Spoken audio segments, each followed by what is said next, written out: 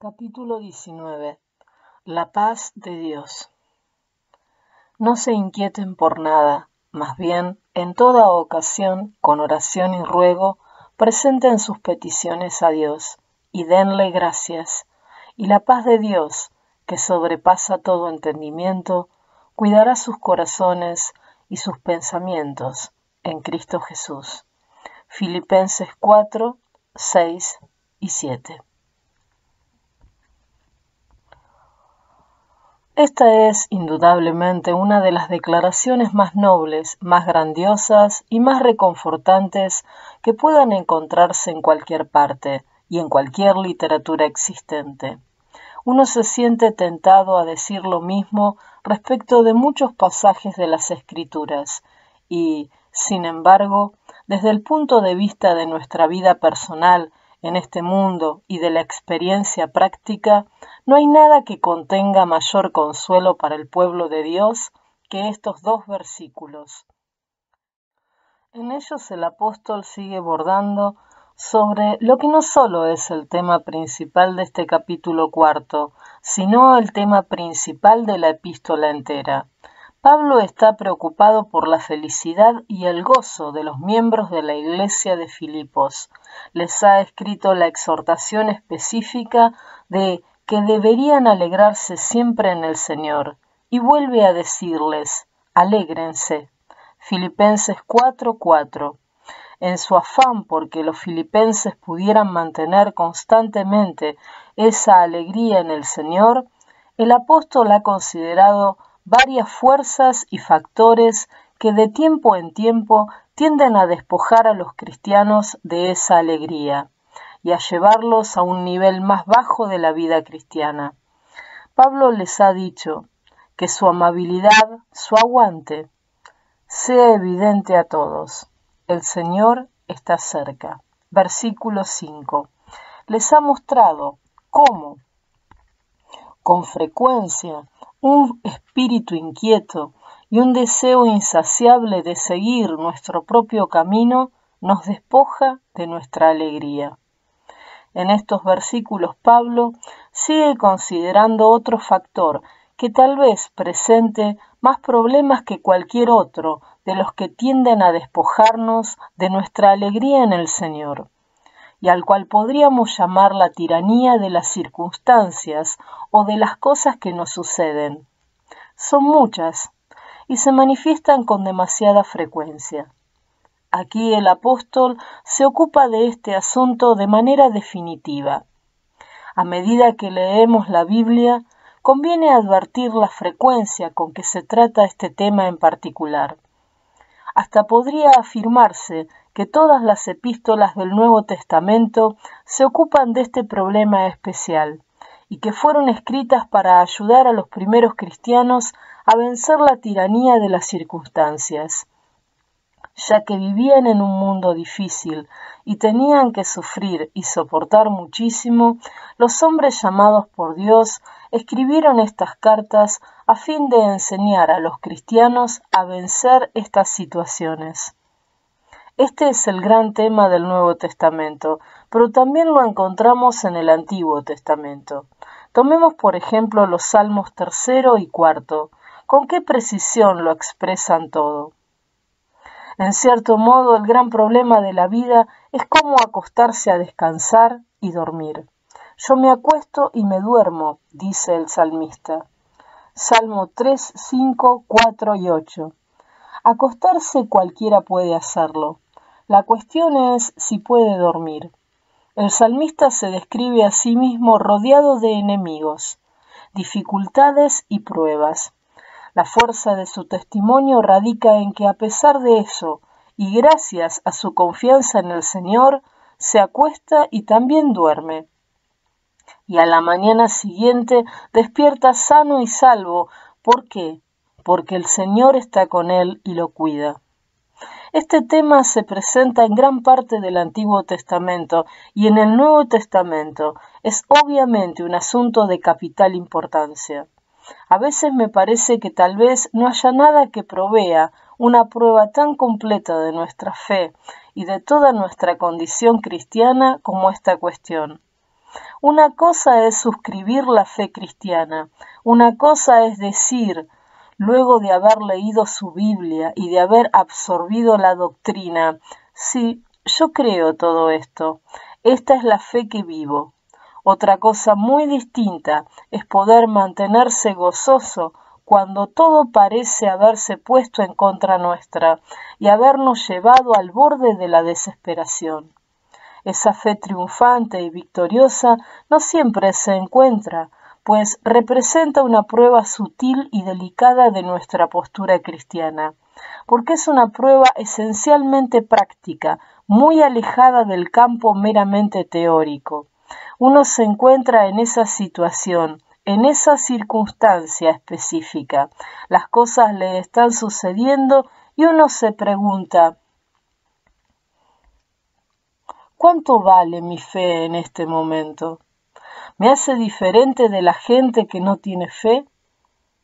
Obviamente estas preguntas son de gran importancia, no solo para nuestra paz y consuelo, sino también y especialmente en tiempos así, para la perspectiva total de nuestro testimonio cristiano.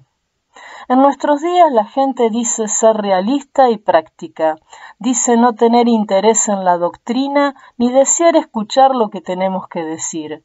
Pero si ven un grupo de gente que parece ofrecerles algo que las capacite para triunfar en la vida, inmediatamente se interesan.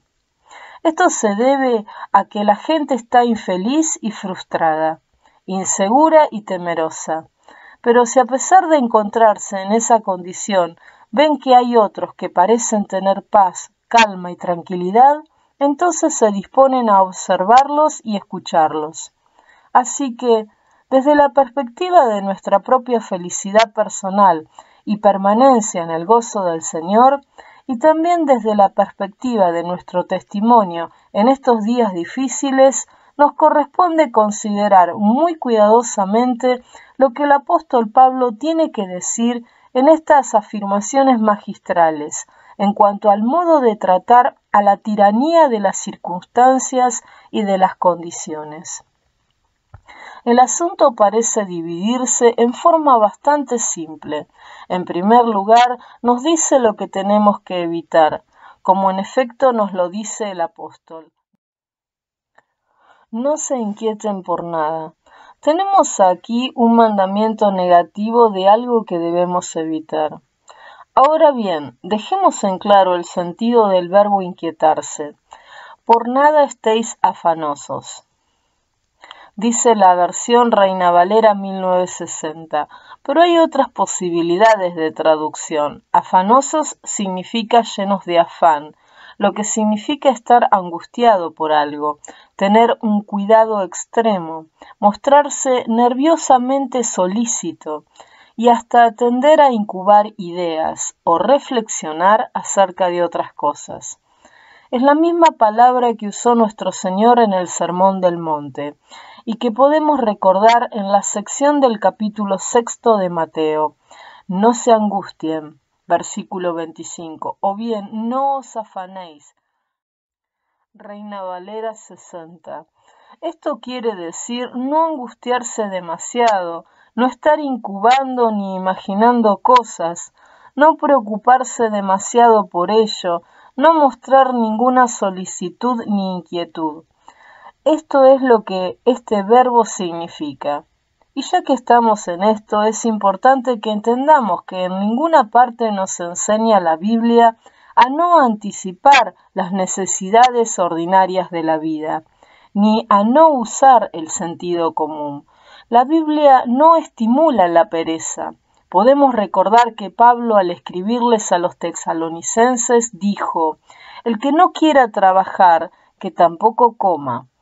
Segunda Tesalonicenses 3:10, de modo que aquí el no inquietarse no se refiere a las previsiones sabias, sino que debe interpretarse como esa angustia o preocupación fatigosa, cansada y agotadora.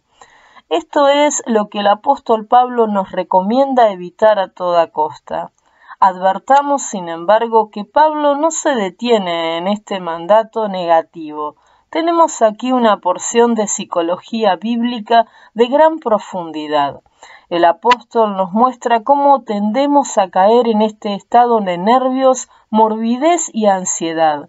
Podemos advertir que nos dice que todo se debe a la actividad del corazón y del pensamiento, y la paz de Dios, que sobrepasa todo entendimiento, cuidará sus corazones y sus pensamientos en Cristo Jesús. Filipenses 4:7. Así que el problema está en el corazón y en la mente. Son ellos los que tienden a producir este estado de angustia, este cuidado mórbido y esta solicitud. Yo digo que esta es una porción de psicología muy profunda y lo quiero recalcar porque más tarde veremos cuán vital es para que apliquemos el remedio del apóstol y para que captemos y entendamos la explicación psicológica de esta condición. Lo que Pablo está diciendo con otras palabras es que podemos controlar muchas cosas en nuestra vida y fuera de ella, pero que no podemos controlar nuestro corazón ni nuestro pensamiento. He aquí lo que dice. Esta condición de angustia es algo que, en cierto sentido, ustedes no pueden controlar, pues sucede al margen de ustedes y a pesar de ustedes. ¿Y cuán cierto resulta esto en la experiencia? Recordemos cualquier ocasión en que estuvimos en esa condición de angustia. Recordemos cómo no podíamos controlarla. Estábamos acostados, pero sin poder dormir, y hubiéramos dado el mundo entero con tal de poder dormir. Pero nuestro pensamiento no nos lo permitía. Nuestro corazón no nos dejaba dormir. El corazón y la mente quedan fuera de nuestro control. Daríamos el mundo entero por lograr que el corazón y el pensamiento dejaran de trabajar, de estar dando vueltas, pensando en mil cosas y manteniéndonos despiertos. En realidad, tenemos aquí una psicología profunda y el apóstol no duda en recurrir a ella. Una vez más nos encontramos cruzando el maravilloso realismo de las Escrituras, por su honradez total y absoluta, por reconocer al hombre tal cual es. De modo que el apóstol nos dice que así es como el corazón y el pensamiento, o si preferimos, la profundidad de nuestro ser, tiende a producir en nosotros ese estado de angustia. En este caso, corazón no significa solo la sede de las emociones, sino el centro mismo de nuestra personalidad. En cuanto a mente, se puede traducir, si lo deseamos, como pensamiento. Todos hemos experimentado esta condición y sabemos exactamente lo que el apóstol quiere decir. El corazón tiene sentimientos y emociones. Si una persona querida se enferma, ¿cómo trabaja el corazón? Y lo que genera su angustia es precisamente su preocupación y su amor por la persona. Si no pensáramos en ese ser querido, no sentiríamos angustia, por lo que podemos ver donde interviene el corazón y los afectos. Y no solo eso, sino la imaginación. ¿Qué fuente tan fecunda en angustia es la imaginación? Cuando afrontamos alguna situación, si solo tuviéramos que ocuparnos de ella, probablemente podríamos acostarnos y dormir. Pero cuando interviene la imaginación, comenzamos a pensar, ¿qué pasa si sucede esto o aquello? Todo está bajo control esta noche, pero ¿qué tal si mañana a la mañana las cosas suben de tono o si surge algo y me lleva a hacer algo diferente? Y así nos pasamos las horas en constante agitación por causa de tales imaginaciones. Y de este modo el corazón nos mantiene despiertos. Otras veces nos hallamos no tanto en el campo de la imaginación, sino en el de la mente y del pensamiento, y empezamos a pesar las posibilidades y a formular posiciones y a ocuparnos de ellas y a analizarlas y a decir, si esto llega a suceder, tendremos que hacer algún ajuste o tendremos que hacer otra cosa. Podemos ver cómo es esto. El corazón y la mente nos están controlando. En esta condición somos víctimas de la angustia y de nuestros propios pensamientos. Estos poderes que están dentro de nosotros y que son el corazón y la mente, quedan fuera de nuestro control, se convierten en amos nuestros y nos tiranizan. El apóstol nos dice que debemos evitar a toda costa que lo hagan. No creo que haga falta sustentar la razón para hacerlo así. Creo que todos debemos saberlo por experiencia. Cuando estamos angustiados, nos pasamos todo el tiempo razonando, discutiendo y yendo en pos de nuestra imaginación. En ese estado no servimos para nada. No queremos hablar con nadie. Fingimos escuchar lo que otros nos dicen, pero nuestra mente anda en pos de nuestra imaginación.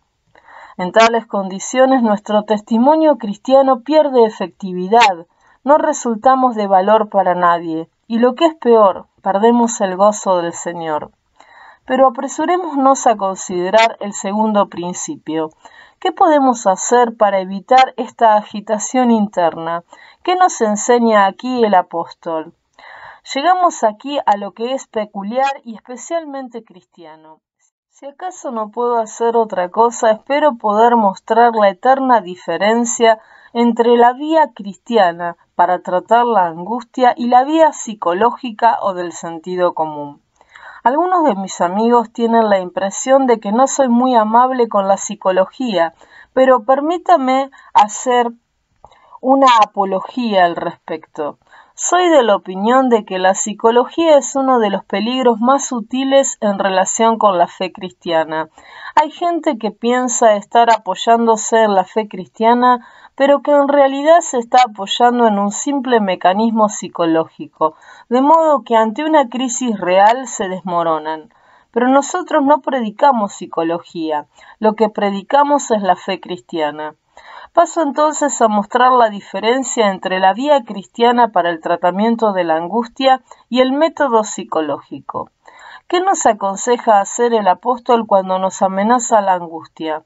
No nos dice que dejemos de preocuparnos, pues ellos ya lo recomiendan el sentido común y la psicología, cuando dicen, tú no te preocupes, tranquilízate. El apóstol no lo recomienda por la sencilla y muy buena razón de que es inútil decirle eso a quien se encuentra en tal condición. Y dicho sea de paso, hacer eso es además mala psicología y se le llama represión. Si nos topamos con alguien que tenga una voluntad fuerte a nivel consciente, apartará estas cosas de su mente, pero a nivel subconsciente su mente seguirá pensando en ellas. Y eso es lo que produce la represión, que es aún peor que la angustia misma. Pero no solo eso, sino que resulta ocioso decirle a la persona promedio que deje de preocuparse, pues precisamente eso es lo que no puede hacer. Quisiera hacerlo, pero no puede.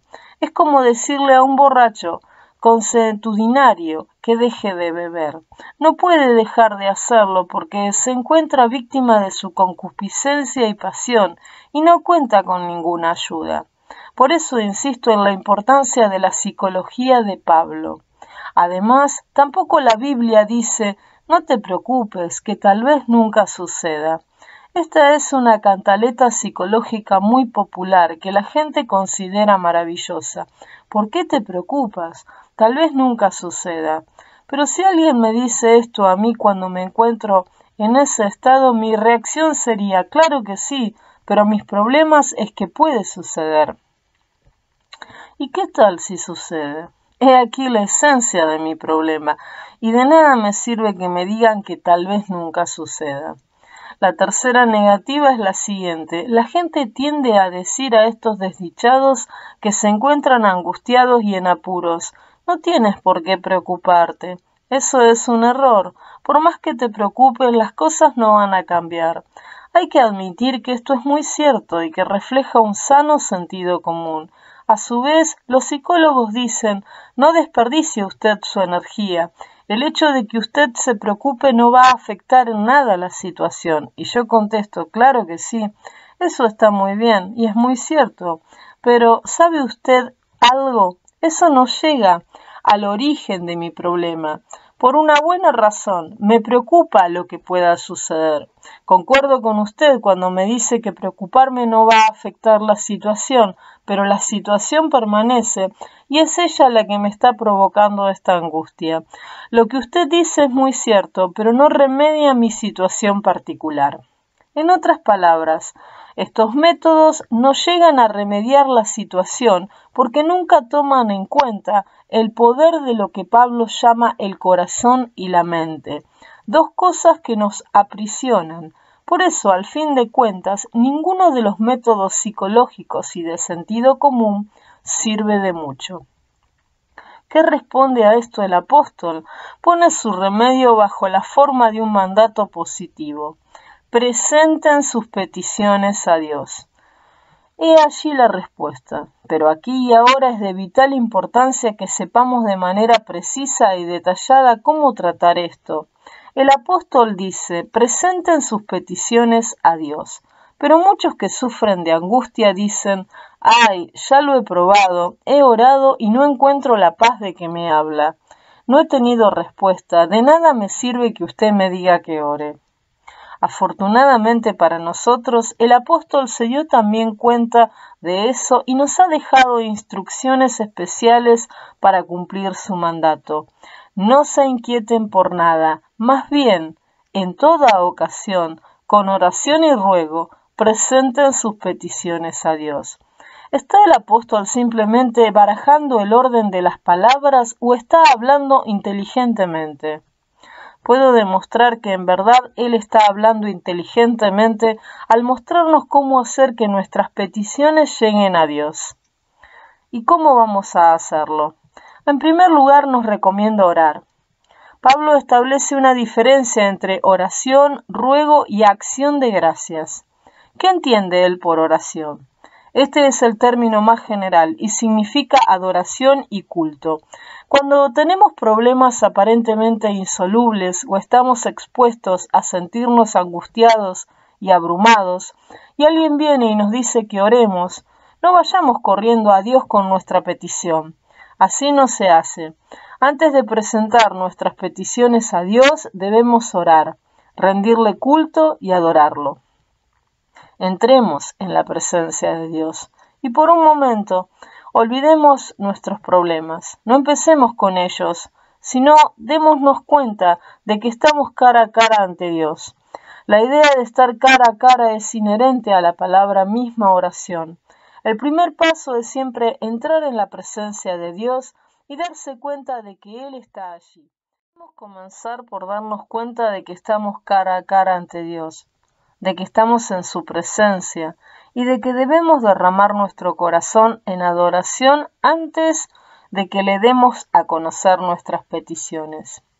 Pero inmediatamente después de la adoración viene el ruego. Vamos avanzando. Una vez que hemos rendido culto a Dios porque es Dios y habiéndole ofrecido esta adoración y este culto general, llegamos a lo particular. Y aquí el apóstol nos anima a presentar nuestras súplicas. Nos dice que podemos presentar a Dios cosas específicas, que la petición es parte legítima de la oración. De modo que le presentamos nuestras peticiones, aquellas cosas específicas que nos preocupan, nos vamos acercando ya al momento de darle a conocer nuestras peticiones. Pero un momento, que hay algo más. Con oración y ruego y denle gracias. He aquí uno de los términos más importantes de los tres. Es precisamente aquí donde tantos de nosotros perdemos la dirección cuando estamos en la condición de la cual se ocupa el apóstol. Considero innecesario desviarme del tema para señalar que, en relación con estos pasos, el apóstol no estaba interesado solo en las formas litúrgicas. Es realmente trágico que la gente se interese en la forma del culto solo desde una perspectiva meramente litúrgica. Esto no es lo que le preocupa al apóstol. No está interesado en las formas, sino en la situación. De allí que la acción de gracias sea absolutamente esencial. Si mientras oramos a Dios abrigamos contra Él resentimientos en nuestro corazón, no tenemos derecho a esperar que la paz de Dios guarde nuestro corazón y nuestro pensamiento. Si al caer sobre nuestras rodillas tenemos la impresión de que Dios está en contra nuestra, bien podemos levantarnos y salir de allí. Lo que debemos hacer es acercarnos a Él con acción de gracias. No debemos abrigar en nuestro corazón ninguna duda acerca de la bondad de Dios. No debe haber dudas ni inseguridad. Debemos tener razones positivas para dar gracias a Dios. Ciertamente tenemos problemas y dificultades, pero allí, de rodillas, debemos preguntarnos, ¿de qué puedo darle gracias a Dios? Tenemos que hacerlo deliberadamente y lo que podemos hacer debemos tenerlo presente y decir, aunque esté yo en dificultades en este momento, puedo darle gracias a Dios por mi salvación y porque envió a su Hijo a morir en la cruz por mí y por mis pecados. Estoy enfrentando un terrible problema, lo sé, pero Él ha hecho tanto por mí. Le doy gracias a Dios por haber enviado al mundo a su Hijo, a nuestro Señor Jesucristo. Le doy gracias por haber llevado mis pecados en su propio cuerpo sobre el madero. Le doy gracias por haber resucitado para que yo fuera justificado. Por eso derramo mi corazón en acción de gracias. Le agradezco las muchas bendiciones que he recibido en el pasado. No tenemos más que reconstruir en nuestra mente con toda energía las razones que tenemos para darle gracias y alabarlo. Debemos recordar que Él es nuestro Padre, que nos ama tanto que hasta nuestros cabellos están contados. Y cuando hayamos recordado todas estas cosas, debemos derramar nuestro corazón en gratitud. Debemos estar en una buena relación con Dios. Debemos darnos cuenta de la verdad en relación con Él.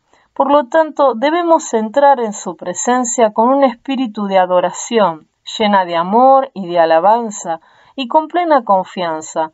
Y después de esto, podremos darle a conocer nuestras peticiones. Dicho de otro modo, la oración por la que Pablo aboga no es un grito desesperado en la oscuridad, ni una apelación frenética a Dios sin pensamiento ni contenido real. No, no, no. Antes que nada, debemos tener presente y reconocer que estamos adorando a un Dios bendito y glorioso. En primer lugar, lo adoramos. Después de eso, podemos darle a conocer nuestras peticiones. Me apresuro a hablar del tercer gran principio, que es la bendita promesa de Dios para todos los que hacen esto. Ya hemos visto lo que tenemos que hacer. Ya hemos sido instruidos en cuanto a cómo ocuparnos de ello. Ahora viene la bondadosa promesa para quienes hagan lo que el apóstol acaba de decirnos. Esto, por supuesto, es lo mejor de todo, pero debemos llegar a apreciarlo. ¿Hemos advertido ya la promesa y su carácter? ¿Hemos advertido que ni siquiera menciona las cosas que nos preocupan? Eso es lo peculiar. En todo, ya hemos sido instruidos en cuanto a cómo ocuparnos de ello. Ahora viene la bondadosa promesa para quienes hagan lo que el apóstol acaba de decirnos. Esto, por supuesto, es lo mejor de todo, pero debemos llegar a apreciarlo. ¿Hemos advertido ya la promesa y su carácter?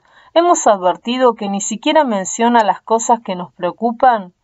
Eso es lo peculiar en cuanto al método cristiano para tratar la angustia. Dice el apóstol, en toda ocasión presenten sus peticiones a Dios, es decir, todo aquello que nos preocupa. ¿Y Dios las desvanecerá y removerá? No, Pablo no dice eso, no habla de ellas y ni siquiera las menciona. Esto es para mí una de las cosas más conmovedoras de la vida cristiana. La gloria del Evangelio consiste en que tiene que ver con nosotros y no con nuestras circunstancias. El triunfo final del Evangelio se ve en que, cualesquiera que sean nuestras circunstancias, nosotros mismos podemos ser justificados y mantenernos allí. El Evangelio no menciona nuestra condición ni habla de lo que nos atormenta y nos llena de perplejidad. De ellas no dice una sola palabra. Puede suceder y puede no suceder. Eso no lo sé, Pablo no dice que aquello que tememos jamás sucederá. Lo que dice es que Dios cuidará de nosotros, al margen de que las cosas sucedan o no. Gracias a Dios, en esto consiste la victoria. Dios me lleva por encima de las circunstancias y me hace triunfar, a pesar de ellas. Ese es el gran principio. Todos nos vemos sujetos a la tiranía de las circunstancias, porque dependemos de ellas. Y nos gustaría que estuvieran gobernadas y controladas, pero no es así como las Escrituras tratan la situación. Lo que el apóstol dice es esto: presenten sus peticiones a Dios, y la paz de Dios, que sobrepasa todo entendimiento, cuidará sus corazones y sus pensamientos. Dios nos mantendrá absolutamente seguros de estas cosas que nos mantienen despiertos y nos impiden conciliar el sueño. Estas serán anuladas y nosotros gozaremos de paz a pesar de ellas. Yo volvería a señalar que el apóstol nunca dice que si oramos nuestra oración como tal nos hará sentir mejor. Sería una lástima que la gente orara por esa razón. Así es como los psicólogos usan la oración.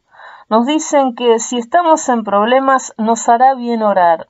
Tal vez esta sea muy buena psicología, pero como cristianismo es completamente erróneo. La oración no es autosugestión. Tampoco nos dice Pablo oren, porque mientras estén orando no van a pensar en el problema, por lo tanto orar les servirá de alivio temporal. Una vez más, esto podrá ser una buena psicología, pero es un mal cristianismo.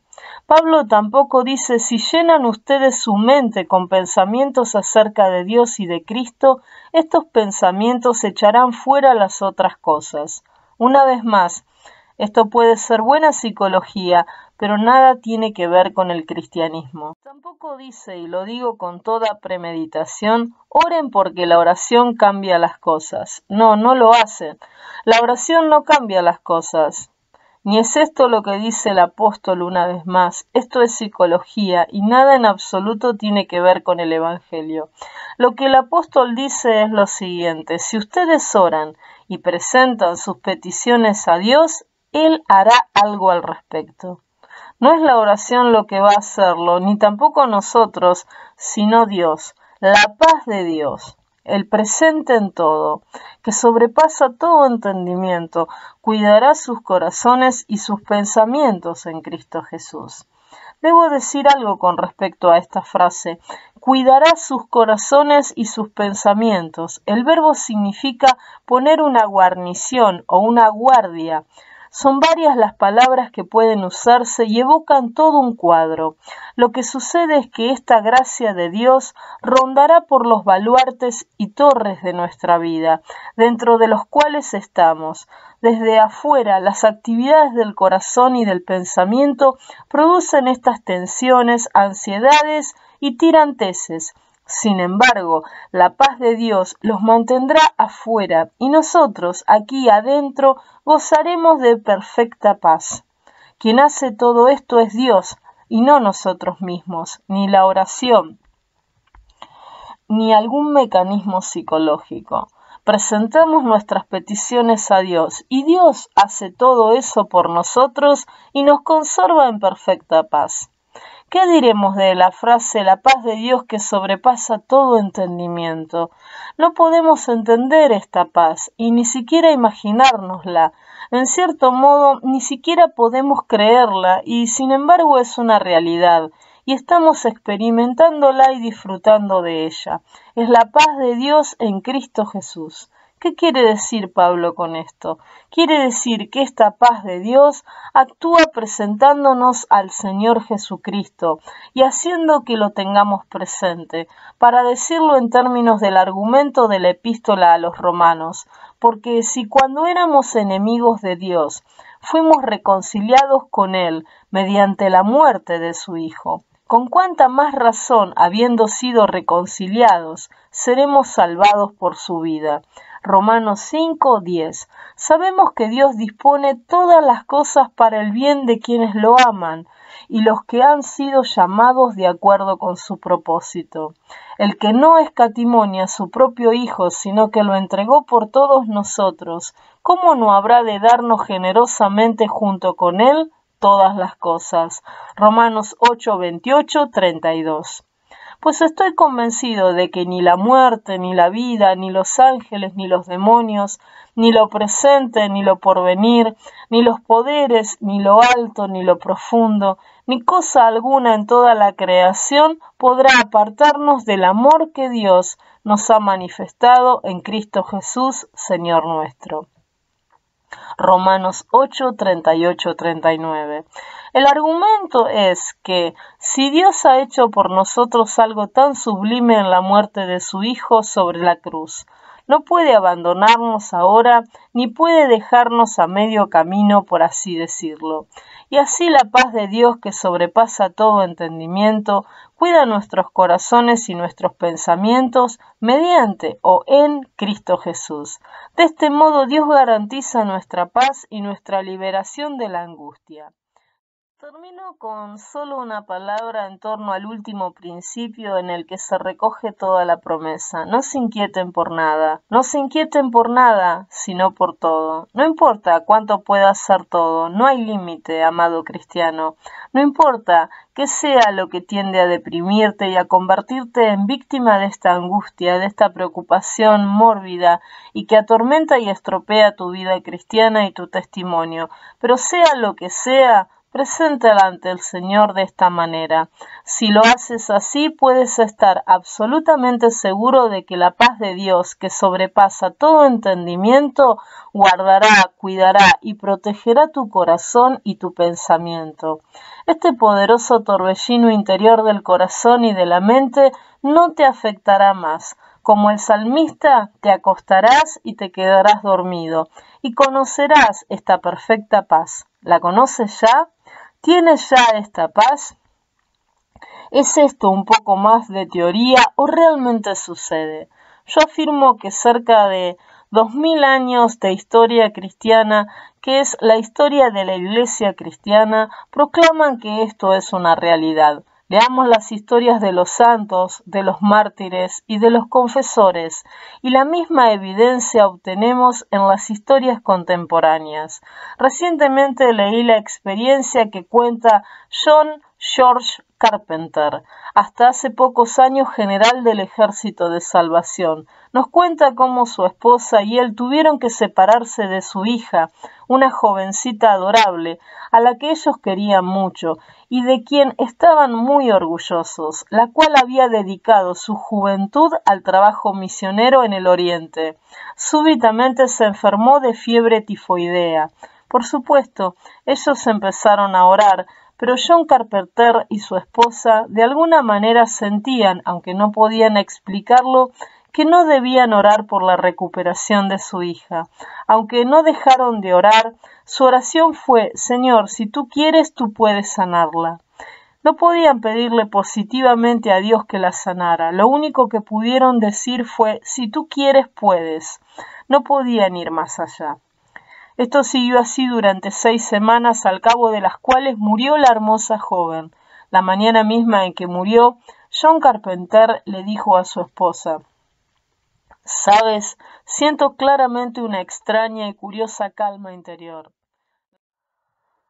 La respuesta de la señora Carpenter fue: «Siento exactamente lo mismo», a lo que añadió: «Esta debe ser la paz de Dios». Y en efecto, era la paz de Dios.